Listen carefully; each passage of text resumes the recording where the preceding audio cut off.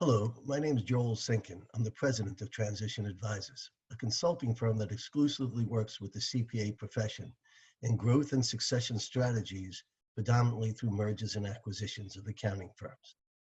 On July 27th, I'm teaching a free 1.2 CPE class on succession planning, alternative deal structures, and some other critical factors. In the event you're unable to make it, this is a Reader's Digest version of what we hope to accomplish in the session.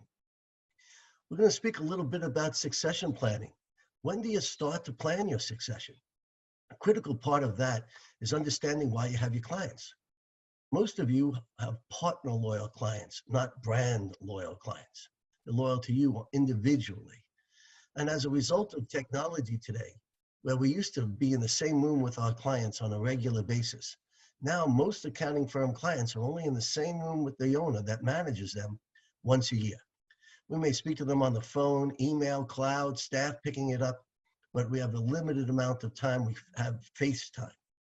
If you're one of those people and you're thinking about slowing down in 3 years, 3 years sounds like an eternity. In reality, it's only 3 visits. It's critical that you plan your succession in advance so that there's time to do a proper transition plan. Client retention is the key to the success of any deal, and having an adequate transition and integration period is a critical factor in making sure you maximize client retention.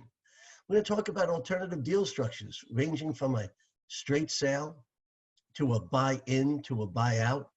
We're going to talk a little about Cullout Sales, where someone keeps a portion of their practice and sells the balance, maybe keeps a niche, sells the traditional work, or keeps the traditional work, sells a niche. We're going to speak a lot about a two-stage deal. A two-stage deal is a type of deal structure that enables the practitioner seeking to slow down to maintain their control, autonomy, and income while they're effectively doing a transition plan. A two-stage deal, stage one, is kind of looks like a merger, where we hold it out as we're all working together. The seller still manages the practice, retains the same income, providing their time and effort and revenue stay the same, while gradually transitioning the relationships. Stage two is the buyout. We'll go into great detail about this particular deal structure. We're also going to spend some time on what type of roadblocks can you anticipate. One of the biggest ones is time. We all hear that time kills all deals. We don't always hear why. It could send a horrible message. For example, if a seller calls up a buyer and asks a simple question and the buyer says, "I'll get back to you in a week or 2. Sometimes the seller will reach out to me and say, either this person's so busy that they can't get back to me a simple request in a week or 2, or I'm not a priority. Which one do you think it is?" So it's more the messages that are sent, because as a seller or a mergee, there's nothing more important on my desk. And it becomes much more of an emotional decision than a financial decision. So including in alternative deal structures and roadblocks, including firm name, leases, location, many different aspects. At the end, we'll focus a little bit on client retention.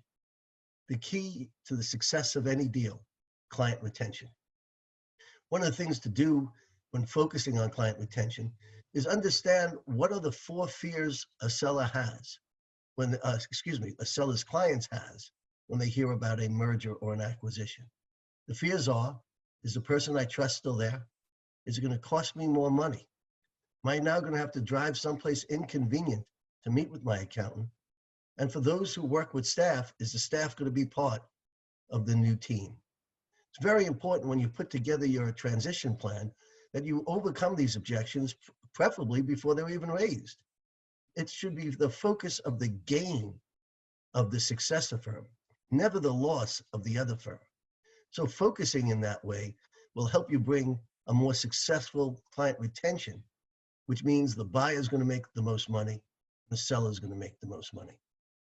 If you're unable to attend the session, I invite you to come to our website, www.transitionadvisors.com, where there'll be ultimately a recorded session of this class. Unfortunately, you won't be able to get CPE, but you can listen to it. And hit our resource section, where you're going to see a voluminous amount of articles on all different subjects, ranging from succession planning, value accounting firms, ownership agreements, internal succession readiness assessments, many, many articles, and a great FAQ section with the most frequently asked questions that we get and how to respond to them. I hope you get some value out of visiting our website. Thank you for your time today.